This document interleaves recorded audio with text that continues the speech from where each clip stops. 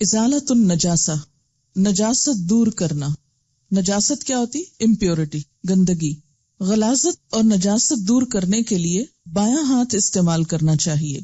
عن عائشہ رضی اللہ عنہا قالت كانت ید رسول اللہ صلی اللہ علیہ وسلم الیمنی لطہورہ وطعامہ وكانت يده اليسرى لخلائه وما كان من اذن. رواہ ابو داود. حضرت عائشہ رضی اللہ تعالی عنہا سے روایت ہے کہ رسول اللہ صلی اللہ علیہ وسلم وضو اور کھانے کے لیے دایاں ہاتھ استعمال فرماتے تھے. استنجا اور دوسری نجاست دور کرنے کے لیے بایاں ہاتھ استعمال فرماتے تھے. دوسری نجاست میں کسی بھی قسم کی نجاست، مثلا ناک صاف کرنا یا جسم پر لگی ہوئی کوئی بھی نجاست اتارنا، تو اس کے لیے ادب یا اخلاق کا تقاضا کیا ہے؟ بایاں ہاتھ استعمال کیا جائے.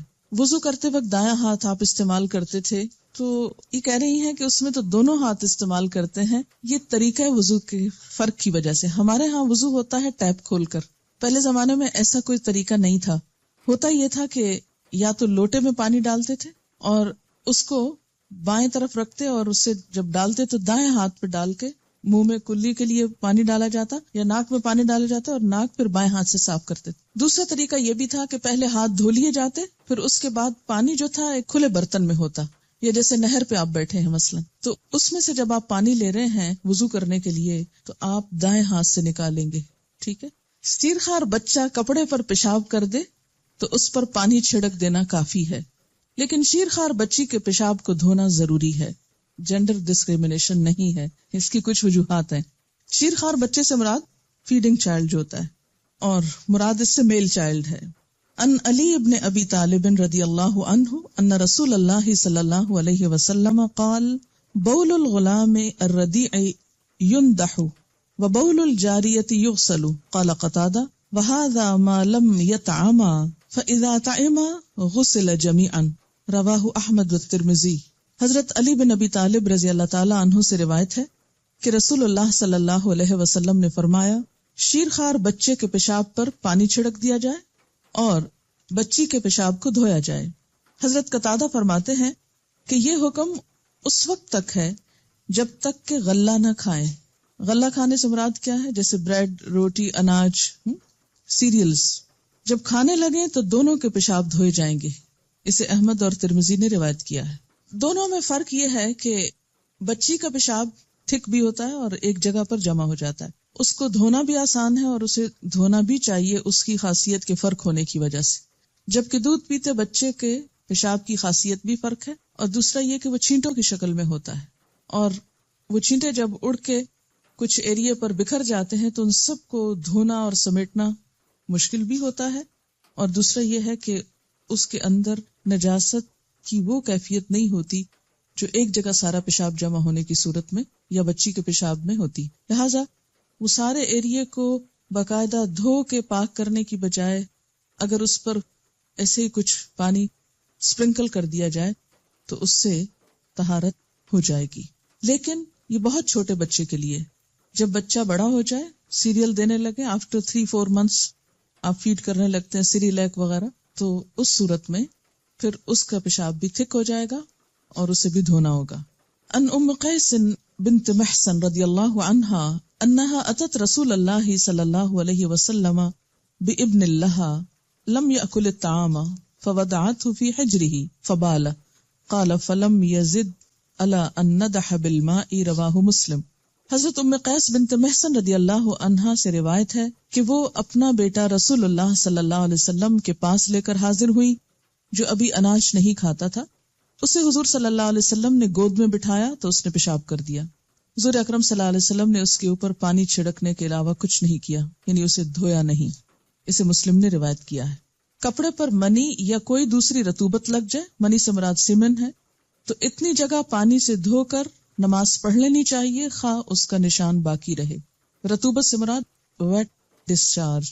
ان عائشہ رضی اللہ عنہا قالت كنت اغسل الجنابة من ثوب النبي صلی اللہ علیہ وسلم فيخرج الى الصلاة وان بقع الماء في ثوبه. رواہ البخاری. حضرت عائشہ رضی اللہ تعالی عنہ فرماتی ہے کہ میں نبی صلی اللہ علیہ وسلم کے کپڑے سے جنابت دھو دیتی، پھر آپ نماز کے لیے تشریف لے جاتے اور پانی کی نمی کپڑوں پر باقی ہوتی. اسے بخاری نے روایت کیا ہے. یعنی دھونے کے بعد کسی بھی نجاست کو اگر کپڑا ابھی گیلا ہے تو اسے استعمال کیا جا سکتا ہے، ضروری نہیں کہ وہ سارا پانی سوکھ جائے، ویپوریٹ ہو جائے تو پھر ہی پاکیزگی ہوگی. جب دھل گیا اور اس کے اثرات دھل گئے تو اس کے بعد اگر کوئی اور کپڑا نہیں کسی کے پاس پہننے کے لیے تو اسی کپڑے میں نماز ہو سکتی ہے. عن عائشہ رضی اللہ عنہا انہا کانت تغسل المنی من ثوب النبی صلی اللہ علیہ وسلم ثم اراہ فیہ بقعتا او بقعا رواہ البخاری. حضرت عائشہ رضی اللہ تعالیٰ عنہا سے روایت ہے کہ وہ نبی اکرم صلی اللہ علیہ وسلم کے کپڑے سے منی دھو ڈالتی لیکن اس کا نشان یا نشانات کپڑے پر باقی رہتے. اسے بخاری نے روایت کیا، یعنی گیلے پانی کے دھونے کے بعد. اہل کتاب کے برتن دھوتے وقت یا دھونے کے بعد کلمہ شہادت وغیرہ پڑھنا سنت سے ثابت نہیں. مثلاً آپ کسی کرسچن کے گھر کھانا کھا رہے ہیں، کھا سکتے ہیں کہ نہیں؟ کیوں؟ کیا دلیل ہے؟ وَطَعَامُهُمْ حِلٌّ لَكُمْ، ان کا کھانا تمہارے لیے حلال ہے. لیکن بسا اوقات وہ ایسی چیز کھاتے ہیں کہ جو آپ کے کھانے میں نہیں آتی یا ایسے انگریڈینٹس ہوتے ہیں، تو ایسی صورت میں اگر آپ ان کے کسی ریسٹورانٹ میں کھانا کھا رہے ہیں یا کسی ایسے برتن کو استعمال کر رہے ہیں تو ضروری نہیں کہ اس پہ کلمہ وغیرہ پڑھیں یا اس کو دوبارہ دھوئیں. اگر وہ صاف ہے برتن بظاہر تو اسے استعمال کیا جا سکتا ہے. مجبوری کی حالت میں اہل کتاب کے برتن پانی سے دھو کر استعمال کرنے جائز ہیں. اسی طرح اگر آپ کے گھر میں کوئی کرسچن نوکر ہے اور وہ آپ کے برتن دھوتی ہیں تو اس میں کوئی حرج نہیں، دھو سکتی ہیں، اور ان کے ہاتھ کے دھلے ہوئے برتن یا کپڑے پاک ہوتے ہیں کیونکہ ان کے ہاتھوں میں نجاست نہیں ہوتی الا یہ کہ کوئی نجاست لگی ہو. ان کو اسی طرح ٹرین کر دیجئے کہ وہ پاکیزگی کا خیال رکھیں.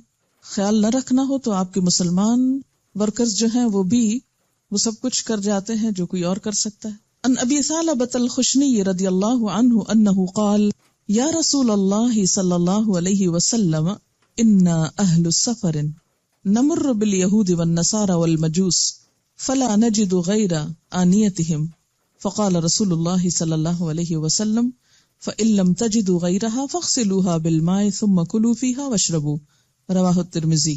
حضرت ابو ثعلبہ خشنی رضی اللہ تعالیٰ عنہ نے رسول اللہ صلی اللہ علیہ وسلم سے دریافت کیا، اے اللہ کے رسول صلی اللہ علیہ وسلم، ہم سفر کرنے والے لوگ ہیں، ہمارا گزر یہود اور نصارہ اور مجوسیوں پر ہوتا ہے، یعنی ان سے ملنا جلنا ہوتا ہے، اور ان کے برتنوں کے علاوہ ہمیں کوئی برتن میسر نہیں آتا. اس کے بارے میں کیا حکم ہے؟ آپ نے فرمایا اگر اہل کتاب کے برتنوں کے علاوہ کوئی برتن نہ ملے تو ان کو پانی سے دھو لو اور ان میں کھاؤ پیو. اسے ترمذی نے روایت کیا ہے. ان کو دھونے کا حکم آپ نے کیوں دیا؟ تاکہ شک دور ہو جائے. مثلاً اگر وہ شراب پیتے ہیں یا کوئی اور اس طرح کا کام کرتے ہیں تو انسان کو اگر دل میں کوئی حرج ہے کہ معلوم نہیں پاک ہے یا نہیں تو اس کو دھو لو اور استعمال کر لو. لیکن عام حالات میں جیسے آپ مثلاً باہر ہیں، کسی ہاسپٹل میں ہیں، چائے دی جا رہی ہے کچھ، تو چائے میں تب کوئی ناپاکی نہیں، تب ضروری نہیں کہ آپ ان کی چائے پی. اب تو ویسے بہت ڈسپوزیبل کا رواج ہو گیا، لیکن وہ بھی تو وہی بنا کے لاتے ہیں، انہی کے ہاتھوں کے بنے ہوئے. تو اگر دھلے ہوئے صاف ستھرے برتن موجود ہیں، اور ویسے بھی یاد رکھیے کہ آج کے نصارہ اور پہلے دور میں کچھ فرق بھی آ گیا ہے. جیسا کہ پہلے ذکر کیا گیا کہ مڈل ایجز میں اور ڈارک ایجز میں ان لوگوں کے ہاں نہانا دھونا اور پاکیزگی اختیار کرنا ایک دینی جرم قرار پاتا تھا. لیکن اب زمانے کی روشنی کے ساتھ ساتھ ان کے بیہیویئر میں بھی کافی تبدیلی آئی ہے. اگرچہ پاکی ناپاکی کا وہ معیار ان کے ہاں نہیں ہے جو ہمارے ہاں، کیونکہ میں نے اپنی آنکھوں سے دیکھا. میں ہاسپٹل میں تھی وہاں، تو صفائی کرنے والی آئی، ان کے پاس ایک برتن تھا، اس میں ڈس انفیکٹنٹ کوئی سولوشن تھا اور صاف کرنے والا کپڑا تھا. انہوں نے اسی کپڑے سے میز صاف کیا، اسی سے گلاس صاف کیا، اسی کو بلٹا کے رکھ دیا. تو وہ سب جراثیم تو کل ہو گئے نا. اب آپ کھا پی سکتے ہیں، اس سے کیا فرق پڑتا ہے کہ اب بسا اوقات ایسی صورت بھی ہوتی کہ ان کی اس بات کی سینس ہی نہیں. بہت سے برتن ان کے ہاں جب دھلتے ہیں مشینوں میں دھلتے ہیں، اور جب مشینوں میں دھلتے ہیں تو اس میں کئی دفعہ پانی اور ڈٹرجنٹ اور اس طرح کی چیزیں گزرتی ہیں اور بہت صفائی ہوتی. جب آپ کو ایسا معلوم ہو کہ یہ دھلے ہوئے کہاں سے آ رہے ہیں تو بلا تکلف ان کو استعمال کر سکتے ہیں. لیکن اگر شک ہو یا بظاہر دیکھنے میں کوئی گندگی یا اسمیل وغیرہ نظر آ رہی ہو، یا بسا اوقات سیکنڈ ہینڈ برتن خریدے جاتے ہیں یا جیسے لنڈے کے کپڑے خرید کر لاتے ہیں آپ، تو آپ کو استعمال کرنے سے پہلے حرج نہیں ہے. ہمارے ہاں بہت غربت ہے اور لوگ ڈھک جاتے ہیں، تو ایسے میں کیا ہے کہ جب شک ہو کہ ان میں صفائی نہیں یا پاکی نہیں تو ان کو دھو کر استعمال کرنا جائز ہے. جوتوں سے لگی نجاست جوتوں کو مٹی پر رگڑنے سے دور ہو جاتی ہے. تھوڑا آگے جا کر اگر صاف مٹی تھی تو اس پر گزرنے سے خود بخود جوتا صاف ہو جائے گا اور پاک ہو جائے گا. پانی کے علاوہ پاک مٹی بھی گندگی اور نجاست کو دور کر دیتی ہے. عن ابی سعید رضی اللہ عنہ ان النبی صلی اللہ علیہ وسلم قال اذا جاء احدکم المسجد فلیقلب نعلیہ فلینظر فیہما فان رأى خبثا فَلْيَمْسَحْهُ بِالْأَرْضِ ثُمَّ لِيُصَلِّ فِيهِمَا رواہ احمد و ابو داؤد۔ حضرت ابو سعید رضی اللہ تعالیٰ عنہ سے روایت ہے کہ نبی اکرم صلی اللہ علیہ وسلم نے فرمایا، مسجد میں آئے تو اپنے جوتے پلٹ کر دیکھ لے، اگر جوتوں میں غلاظت لگی ہو تو انہیں زمین پر رگڑ کر صاف کرے، پھر انہی جوتوں میں نماز پڑھ لے۔ اسے احمد اور ابو داؤد نے روایت کیا ہے۔ یہ بھی حالات کے تحت ایسا کرنا ہوتا ہے بسا اوقات کہ مسجد ایسی جگہ پر ہے جہاں کوئی دری نہیں، کوئی صف نہیں، کوئی کارپٹ نہیں، کوئی بھی ایسی پر جوتے اتار کر نماز پڑھی جا سکے، سیدھی صاف زمین پر ہی نماز پڑھنا ہوتی، اور زمین یا تو گیلی ہے، ٹھنڈی ہے بہت مثلا، یا یہ کہ وہ گرمی ہے اور بہت تپش ہے، اور بہت دیر تک کھڑے ہونا ایسی حالت میں بغیر جوتے کے بہت مشکل ہے، یا کوئی ایسی جگہ ہے جہاں آپ سیدھی صاف زمین پر نماز پڑھ رہے ہیں، کوئی بھی چیز آپ کے پاس بچھانے کی نہیں۔ بات یہ نا کہ ہم تو ایسی جگہوں پر بڑی آسانی سے بہانہ کر کے کہ جگہ ہی نہیں تھی، ہم کہاں نماز پڑھتے، اس لیے نماز ہی نہیں پڑھتے۔ لیکن جن لوگوں کو یہ معلوم ہے کہ ان الصلاۃ کانت موقوتا، کہ نماز مومنوں پر وقت کی پابندی کے ساتھ فرض کی گئی ہے، تو وہ پھر وقت کی پابندی کو ملحوظ خاطر رکھتے ہوئے ہر جگہ پر نماز پڑھ لیتے ہیں۔ ہمارا ایک اور تصور بہت عام ہو گیا کہ جب تک جائے نماز نہ بچھائی جائے زمین پر اور صاف فرش پر شاید نماز ہی نہیں ہوتی۔ ایسی بات نہیں ہے، صاف فرش ہو، مٹی کی جگہ ہو، ساری زمین جو ہے وہ پاک ہے، الا یہ کہ کوئی نجاست سامنے نظر آ رہی۔ تو ایسی صورت میں اگر کبھی بھی مثلا بچے کھیلنے کو گئے ہیں، پلے گراؤنڈ میں ہیں، اور وہاں کوئی مصلی نہیں، صرف گھاس ہے یا مٹی ہے، اس پر اگر نماز پڑھنا چاہیں اور نہیں اتارنا چاہیں، اس ڈر سے بھی بعض اوقات نہیں اتارتے کہ کوئی پیچھے سے چرا کے لے جائے گا، تو ایسی صورت میں جوتوں سمیت بھی نماز ہو جاتی ہے۔ صرف شرط یہ ہے کہ جوتے صاف ہوں، اور ان کی صفائی ضروری نہیں کہ پانی سے دھو کر کی جائے، صاف مٹی پر چلنے سے جوتا صاف ہو جاتا ہے۔ اور اس کے لیے آپ نے کیا فرمایا کہ پلٹ کر دیکھ لو۔ صرف یہ شرط ہے کہ نماز پڑھنے سے پہلے جوتا الٹا کے دیکھ لیا جائے کہ کوئی بظاہر نجاست تو نہیں، اگر کچھ تھوڑا بہت نظر آئے، شک پڑے، تو دوسری زمین پہ رگڑ کے اس کو صاف کر لے اور پھر اسی میں نماز پڑھ لیں۔ یہ ہمارے دین کی ایک سہولت ہے، خوبصورتی ہے۔ اگر ان سہولتوں کو استعمال کیا جاتا تو ایک بہت بڑی اکثریت نماز نہ چھوڑتی۔ آج نماز چھوڑنے کی بہت سی وجوہات میں ایک وجہ یہ بھی شامل ہو گئی کہ ہم نے پاکی ناپاکی کے مسائل میں اتنی سختی برتی، جائز رخصتوں سے فائدہ نہیں اٹھایا، جس کے نتیجے میں لوگوں پر پاک ہونے کا تصور ہی گراں گزرنے لگا، اس کی ضرورت ہی کم ہو گئی، یہ بہت مشکل ہو گیا، اور نتیجتاً نماز ہی چھوڑ کے بیٹھ گئی۔ کیونکہ جب دل میں یہ شک آ جاتا ہے نا کہ پتہ نہیں نماز ہوئی کہ نہیں ہوئی، تو پھر شیطان کیا کہتا ہے، جب ہونی نہیں تو پڑھنے کی کیا ضرورت ہے، اس سے اچھا پڑھو ہی نہ۔ تو یہ ایک سبب بن گیا نماز چھڑانے کا۔ اس لیے اللہ کے رسول صلی اللہ علیہ وسلم سے بڑھ کر نہ کوئی پاکیزہ تھا نہ ہو سکتا ہے۔ جو کچھ آپ نے بتا دیا اسی میں ہماری بھلائی ہے، جو پابندی آپ نے لگائی وہاں رک جانا ہے، جو سہولت آپ نے دی اس کو استعمال کرنا ہے تاکہ فرض نہ چھٹے۔ ان امرأة من بنی عبد الاشہل قالت سألت النبی صلی اللہ علیہ وسلم فقلت ان بینی وبین المسجد طریقا کذرة قال فبعدها طریق انظف منها قلت نعم قال فهذه بهذه رواہ ابو داود وابن ماجہ۔ بنو عبد الاشہل کی ایک عورت نے نبی صلی اللہ علیہ وسلم سے عرض کیا، ہمارے گھر اور مسجد کے درمیان کچھ گندا راستہ ہے، تو اگر جوتوں پہ غلاظت لگ جائے تو کیا کریں؟ آپ نے فرمایا کیا اس کے بعد صاف راستہ بھی ہے؟ عورت نے عرض کیا ہاں۔ آپ صلی اللہ علیہ وسلم نے فرمایا صاف راستہ گندے راستے کے اثرات ختم کر دیتا ہے، یعنی سڑک پہ چلتے ہوئے اگر راستے میں کوئی گندگی آ بھی گئی اور اس کے بعد صاف راستہ آیا تو صاف راستے کے ساتھ جب جوتا بار بار ٹکرائے گا تو وہ گندگی کو اتار دے گا خود ہی۔ اور اس میں خاص طور پر کچے راستے۔ یہاں ایک بات نوٹ کی آپ نے کہ خاتون یہ مسئلہ پوچھ رہی ہیں مسجد آنے کے لیے، آپ نے اس کو یہ نہیں کہا کہ تمہیں آنے کی ضرورت ہی کیا ہے، گھر ہی پڑھو۔ برتن دھوتے وقت یا دھونے کے بعد کلمہ شہادت پڑھنا سنت سے ثابت نہیں۔ کتا برتن میں منہ ڈال دے تو برتن کو 7 بار دھونا چاہیے، پہلی بار مٹی سے دھونے کا حکم ہے۔ عن ابی ہریرہ رضی اللہ عنہ قال قال رسول اللہ صلی اللہ علیہ وسلم طہور اناء احدکم اذا ولغ فیہ الکلب ان یغسلہ 7 مرات اولاہن بالتراب رواہ مسلم۔ حضرت ابو ہریرہ رضی اللہ تعالی عنہ کہتے ہیں کہ رسول اللہ صلی اللہ علیہ وسلم نے فرمایا جب کتا برتن میں منہ ڈال دے تو اس کو پاک کرنے کا طریقہ یہ ہے کہ برتن 7 مرتبہ دھویا جائے، پہلی مرتبہ مٹی سے دھونا چاہیے، اسے مسلم نے روایت کیا ہے۔ مٹی سے دھونے کا حکم کیوں ہے؟ اس لیے کہ کتے کے لعاب دہن کے اندر ایسے جراثیم موجود ہیں جن کو مٹی کل کرتی ہے، صرف پانی کافی نہیں۔ اور یاد رکھیے کہ آج کل کے بعض ڈٹرجنٹس بھی وہ کام نہیں کرتے جو پہلے زمانے میں مٹی اور ریت اور راکھ کیا کرتی تھی، اسی لیے بیماریاں کم تھی۔ ہم نے صفائی کے لیے جو کچھ استعمال کرنا شروع کیا وہ بذات خود ایک بیماری بن گیا۔ اتنے ایکسیسو کیمیکل جسم کے اندر جانے لگے برتنوں کے ذریعے، یعنی ڈٹرجنٹس زیادہ استعمال کرنے کی وجہ سے، کہ اس سے کئی بیماریاں جنم لے رہی۔ تو بہرحال اسلام چونکہ ایک فطری دین ہے، ایسی کوئی بات نہیں کہی گئی ہے، ایسی کوئی پابندی نہیں لگائی گئی کہ جو انسان کے بس سے باہر ہو۔ مٹی ساری زمین پر اویلیبل ہے، اس لیے کوئی بھی شخص اس چیز سے فائدہ اٹھا سکتا ہے۔ جنبی کو طہارت حاصل کرنے کے لیے پانی سے غسل کرنا چاہیے۔ جنبی کون ہوتا ہے؟ حالت جنابت میں، جنابت جیم نون بے جنب سے نکلا ہے۔ جنبہ کا مطلب ہوتا ہے الگ ہونا، کہ انسان کی ایسی کیفیت جس میں وہ نماز روزہ عبادات سے الگ ہو جاتا ہے جب تک کہ وہ پاک نہ ہو جائے۔ تو حالت جنابت میں دو چیزیں آتی ہیں، ایک تو حیض اور نفاس وغیرہ، اور دوسرے سیکشل انٹرکورس وغیرہ۔ پانی میسر نہ ہونے کی صورت میں مٹی سے تیمم کر کے طہارت حاصل کی جا سکتی ہے۔ کپڑے پر حیض کا خون لگ جائے تو اسے پانی سے دھو کر پاک کرنا چاہیے، یعنی مینسٹرل بلڈ کے اگر اسپاٹ ہو تو اسے پانی سے دھو دینا چاہیے، لیکن باقی کپڑا پاک ہوگا۔ ہمارے ہاں تو کوئی اسپاٹ ہو یا نہ ہو، بس ایک دفعہ جسم کو ٹچ کرنے کی دیر ہے، اب وہ کپڑا پہننا حرام ہو گیا۔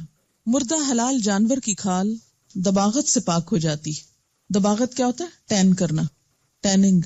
ان میمونہ رضی اللہ عنہا قالت مر علی النبی صلی اللہ علیہ وسلم رجال من قریش یجرون شاة لهم مثل الحمار فقال لهم رسول اللہ صلی اللہ علیہ وسلم لو اخذتم اہابها قالوا انها میتة فقال رسول اللہ صلی اللہ علیہ وسلم یطہرها الماء والقرز، رواہ احمد و ابو داود۔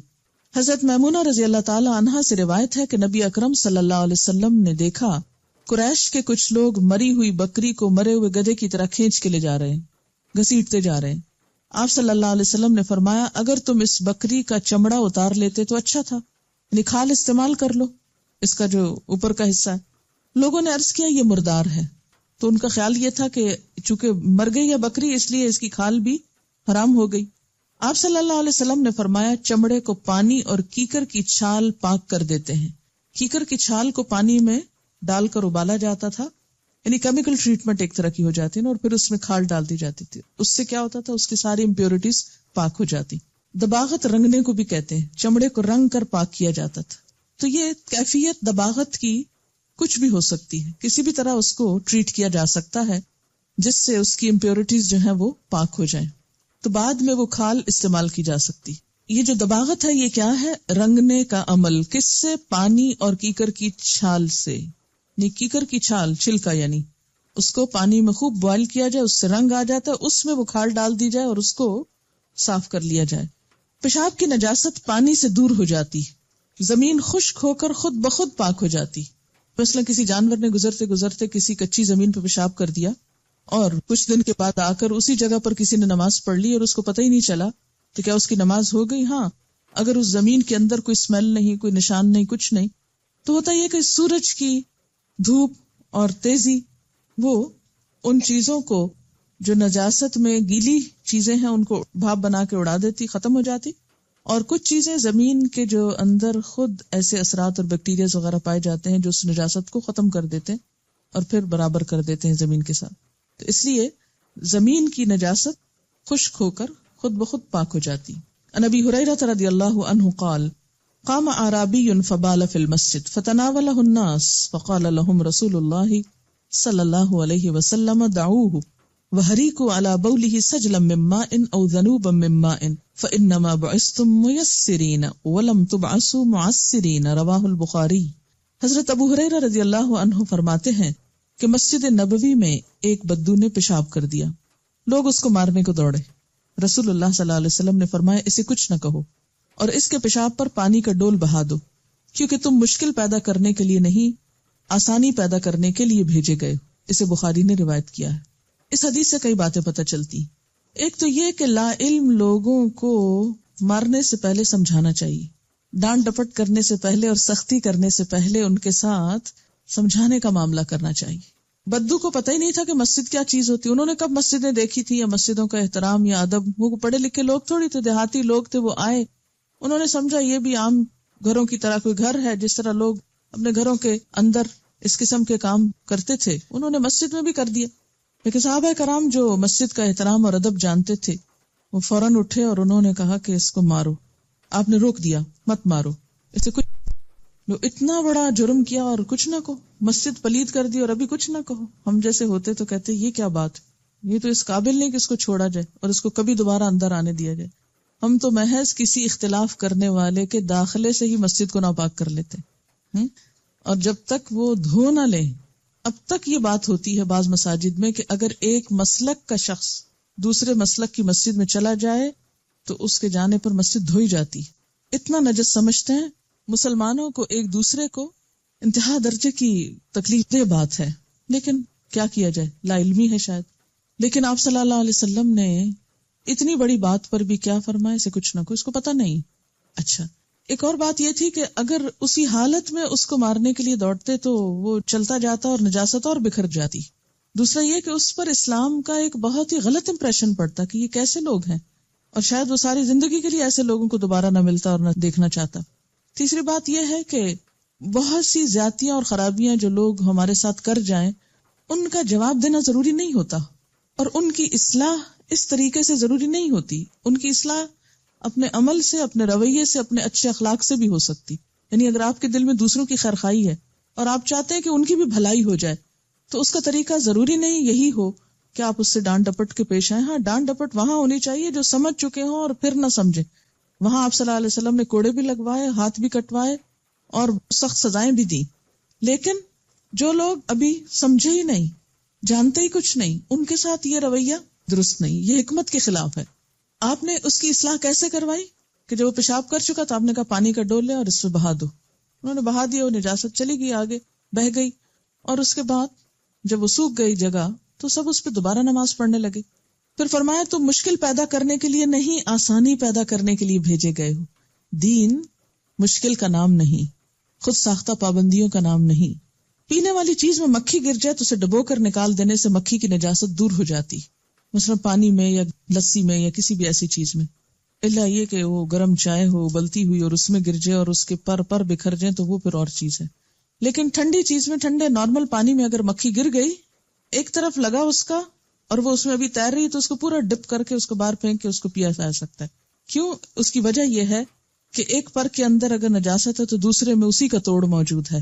اب آپ کہیں گے توبہ توبہ، ہم تو یہ نہیں پی سکتے، نہ پیئیں، مجبوری نہیں ہے کہ آپ کو زبردستی پلایا جائے کہ اب پینا ہی ہے۔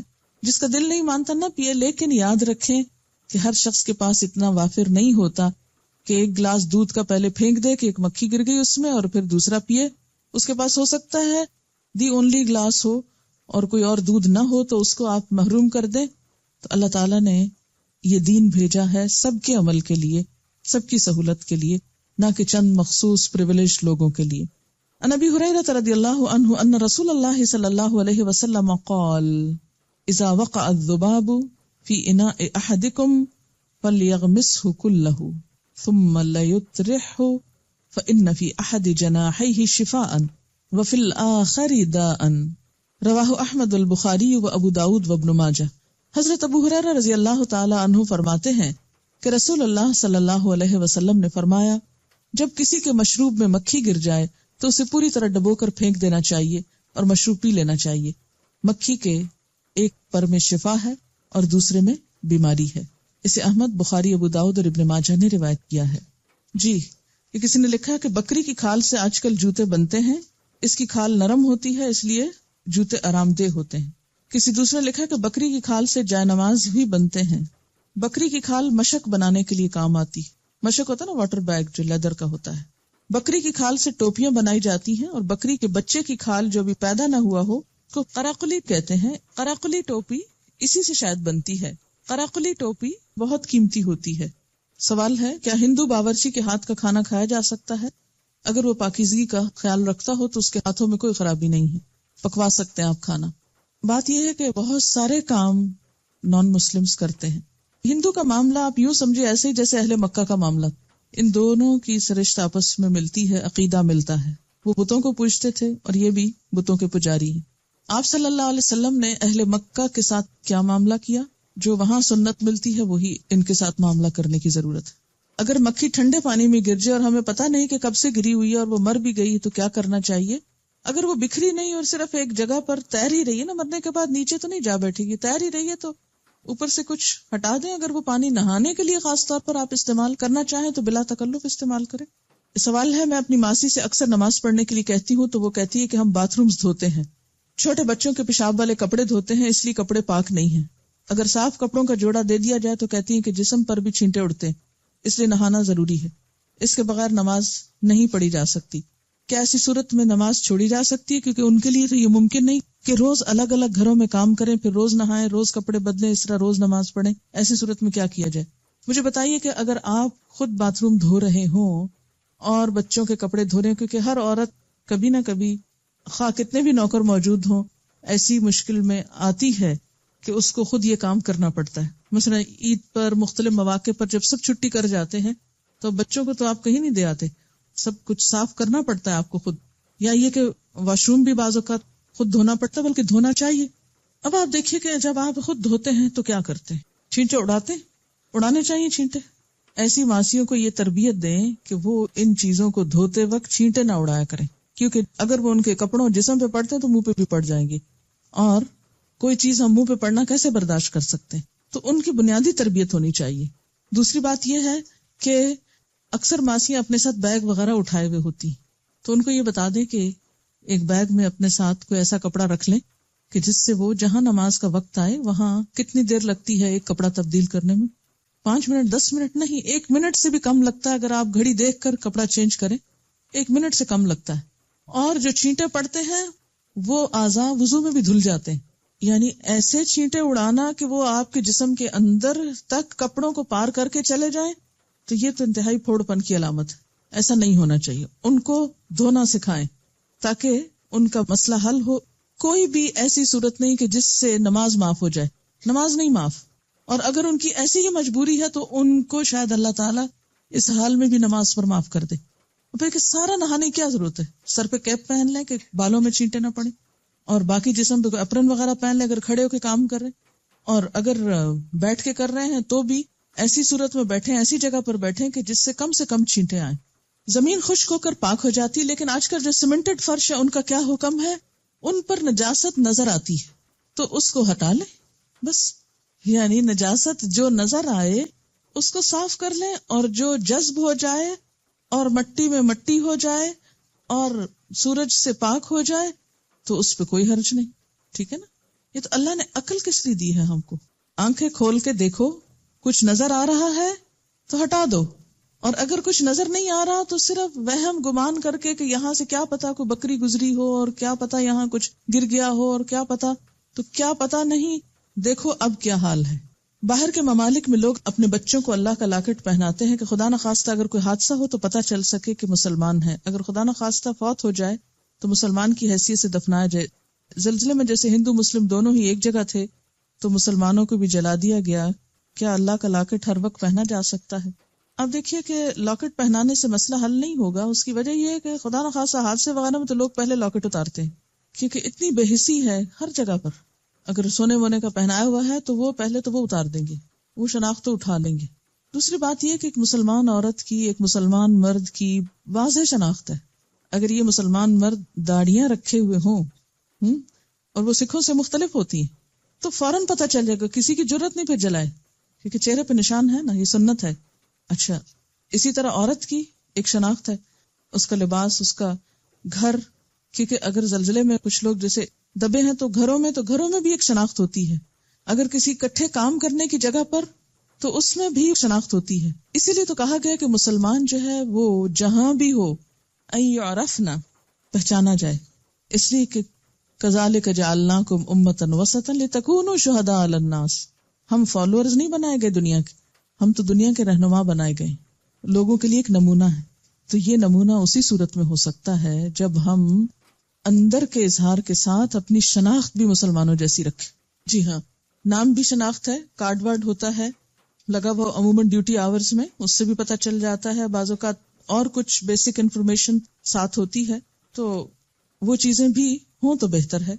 اگر جسم کے کسی حصے پر پیشاب کی چھینٹ پڑ جائے تو صرف اتنا حصہ دھونا ضروری ہے، پورا جسم پاک کرنا ضروری ہوگا؟ صرف اتنا حصہ. مثلاً ایک انگلی پہ کچھ لگا ہے تو صرف ایک انگلی. بعض اوقات ایسا ہوتا نا، جیسے آپ بیٹھے ہیں، بچے کو اٹھایا ہے اور ہاتھ کو کچھ گیلا لگا تو آپ نہانے نہیں بیٹھ جائیں گے، آپ بس ہاتھ دھوئیں گے. اسی وجہ سے تو آپ دیکھیں اس طرح کی کنفیوژن جب دل میں ہوتی ہے تو نماز پڑھ ہی نہیں پاتے. اور شیطان کا سب سے بڑا وار ہے کہ طہارت میں شک ڈال دو، طہارت کو مشکل بنا کے پیش کرو تاکہ کوئی بھی عبادت نہ کر سکے. ایمان لانے کی راہ میں وہ شرک کی نجاست ڈال دی اس نے، اور اگر ایمان لے آئے اس نجاست سے نکلے تو یہ طہارت کے بارے میں شک پیدا کر دیا تاکہ عبادت نہ کر سکیں.